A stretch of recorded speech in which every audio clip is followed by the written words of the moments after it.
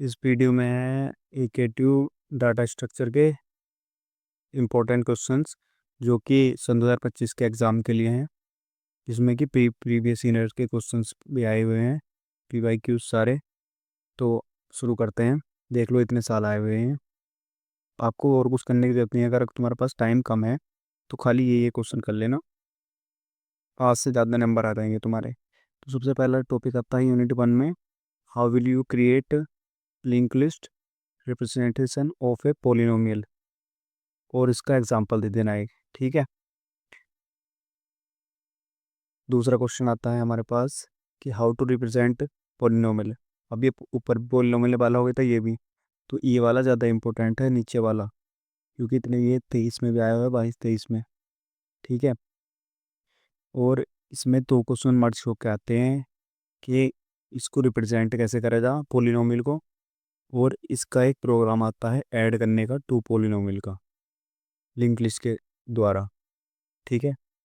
अब आता है दूसरा क्वेश्चन, ये दूसरा टॉपिक इसमें लिंक लिस्ट हुआ है, डबली लिंक लिस्ट। तो इसमें है ये, how to delete an element in doubly link list. अब इसमें ये भी आ सकता है कि kth पोजीशन होती है ना, एक kth पोजीशन, उसमें डिलीट करने को आ सकता है। तो इसे आप देख लेना एक बार। अब होता है एक एरे वाला जोड़ के आ जाता है, जिसमें कि advantage disadvantages of link list over array. ठीक है। और इसमें एक प्रोग्राम जुड़ के आ जाता है कि write a C program creating a new linear list by selecting alternate elements of a linear link list. ठीक है। ये तुम्हारे क्वांटम वगैरह मिल जाएगा, इसे देख लेना, या तुम्हारे यूट्यूब पे सिंपल वीडियो मिल जाएंगे, तुम्हें उस पर देख लेना। और ये अब आता है एरे वाला पोर्शन, जो कि सेकेंड पोर्शन है इसमें।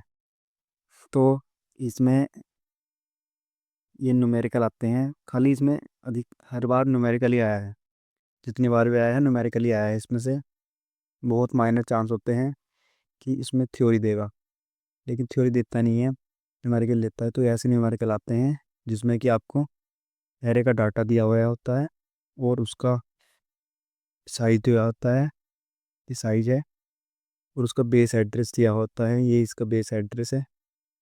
और इसमें डिटरमाइन करने को कहता है कि लोकेशन ऑफ डाटा, ऐसे करके डाटा की लोकेशन निकालनी होती है। और इसका रो मेजर और कॉलम मेजर ऑर्डर वाले फॉर्मूलेस होते हैं, इनके दोनों निकालने के लिए आता है। ये बहुत इंपॉर्टेंट है, इसमें ये क्वेश्चन आता ही आता है।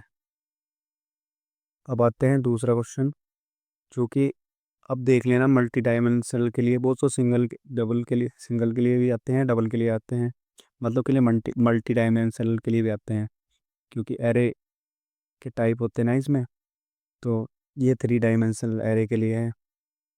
इसमें पूछता है कि इसकी लेंथ बताओ और उसमें कितने एलिमेंट प्रेजेंट है वो बताओ। अब इसमें पूछता है रो मेजर ऑर्डर और कॉलम मेजर ऑर्डर। ठीक है। डिटेल्स में दोनों को में ये फॉर्मूले होते हैं, इन दोनों फॉर्मूले से निकालने को आता ही आता है ये वाला क्वेश्चन भी।